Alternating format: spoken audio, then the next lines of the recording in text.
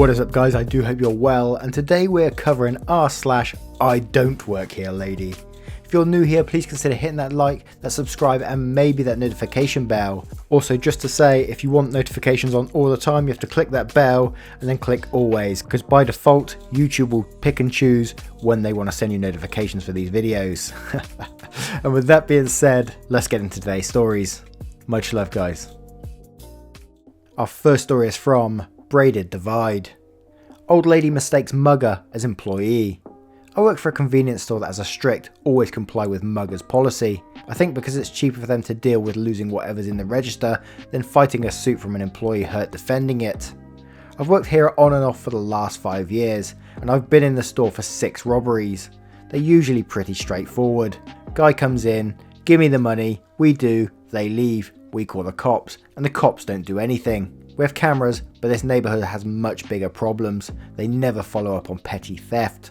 One of those times though, the kid didn't wear a mask, just a hoodie. Comes in with hood up, young kid, couldn't have been more than 18 to 20.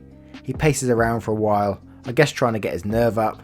I figured he was an underage kid, trying to work up the courage to buy some beer at first. It was really early in the morning, and we're the only people in the store. He approaches the register and says he has a gun. Doesn't pull it out, was probably bluffing, and that he won't use it if I just give him money. Talking all tough about, don't try anything today, I'm not the one, etc. I pop open the register and he jumps behind the counter to take the money out. And as he's doing this, an old woman comes in. Now I was getting really nervous because I didn't want the old lady to be in a dangerous situation, but before I could react, she recognises the kid. She runs up to him and goes, "Oh Noah, hello dear, how are you?" And the kid just freezes behind the counter, hands full of cash. She's older and I guess deaf, so she's shouting, "I didn't realise you'd gotten the job. Good for you, dear. You know, I just saw your mama the other day and she didn't mention it." He's like, "No, I don't," but she isn't listening. "Your mama never tells me anything." "I don't work." "Don't interrupt me, hun. Anyways, your mama never tells me anything." And she's just chattering on and she starts shopping. I'm just standing there frozen, waiting to see how this plays out, with a guy still behind the register with me. This kid was almost a foot taller than me, and I didn't want to get into an altercation if I could help it. She goes through and she's shopping, and she goes, "Noah, hun, could you help me reach these please?" And he's like, "I don't," and she's like, "What, are you going to make me beg here?" So he goes over and deadass starts helping her get things from the high shelves. She's like, "Is this really the best price you've got for this?" And he's like, yeah. While he's doing this, I call the cops. I think he knows I must have been doing that because he's beyond antsy. At one point he tried to bail out. She was like, "Hold on, don't clock out yet, I'll be a minute. I want to see you at work. This is so exciting, you're all grown up." So he's standing there, awkward and panicked, trying to make a decision. Eventually she goes to check out, and I scan her items, keeping an eye on him. She goes, "Oh no, can Noah check me out? He's my friend's son. I didn't know I was visiting him at work. This is so exciting." Wanting to keep things cool until she was at the store, on the off chance the kid did have a weapon of some kind or wasn't stable, I stepped aside and let him check her out. He didn't really know how to use the scanner or anything, but he got through it. She leaves. Once she walked out, he runs out the store and jumps into a car. He didn't get any money from us. It was another 20 minutes before the cops got there, so it wouldn't have mattered either way. But that was the most memorable robbery for me, as robberies go. Not sure if this story fits the sub, but when I saw the sub, I had to share this one. I mean, he technically was working, kind of, just not for us. Oh man, as probably scary that situation is, that's pretty wholesome, isn't it? The old lady just like, "Oh Noah." Oh my word. Our next story is from Trashy China Woman. Lady at party demands I make her a drink. My friends are throwing a party for high-end clients. They themselves have a huge fancy house right on the water, floor to ceiling windows, indoor and outdoor swimming pools, 2 bars, 1 in den and 1 by the outdoor swimming pool, heated toilet seats, hot tubs in the bedroom, whole shebang. Friend had invited a few friends to attend as well. However, we decided to stay away from the main event, which was by the outdoor pool bar, and just hang out at the bar in the den. There are maybe about 8 of us hanging out down there, and maybe about 60 people hanging out at the back. They hired 2 bartenders to serve drinks from the pool bar, and have a live band. We occasionally wandered up there to get a drink, and would just duck behind the bar to grab drinks, but decided we could just drink from what was available in the den bar, since it was loud and crowded up there. So scene. Us, several early to mid 20-somethings hanging out drinking around this bar, not really dressed up like the other guests. I'm behind the bar making myself a drink. Lady in red dress, mid 40s, aka Miss Wow, walks in from outside and comes up to the bar. Hey, can you make me a Cosmo? Okay, sure. I pause, realise I don't know what goes in a Cosmo. What goes in that again? She looked at me like I'm stupid. Wow, shouldn't you know how to make that? Me, not following and kind of offended by how she's talking to me. I know I've made them before, but they're not my drink of choice and it's been a while. Actually, I'm not even sure if they have all the ingredients down here. But you should know how to make a Cosmo, isn't that pretty basic? Wow, how did you even get this gig? I was getting pretty pissy, but finally catch on, so I'm a bit testy in my response. I don't work here, I'm a guest like you. I was just trying to help you out to be nice. She had the good sense to apologise, and finally seemed to register that we're just a bunch of young people hanging out. Beat a hasty treatment without a drink. It was night and day from how she was condescending to apologetic, like suddenly I was worth normal social niceties. Why I don't trust anyone who is mean to the help. It's just another one of those typical examples on this channel, people from, not the OP obviously, but the woman who's from a higher sort of background or more wealthy, looking down on the common folk like us. Our next story is from Mr. Too Old to Care. Never judge a book.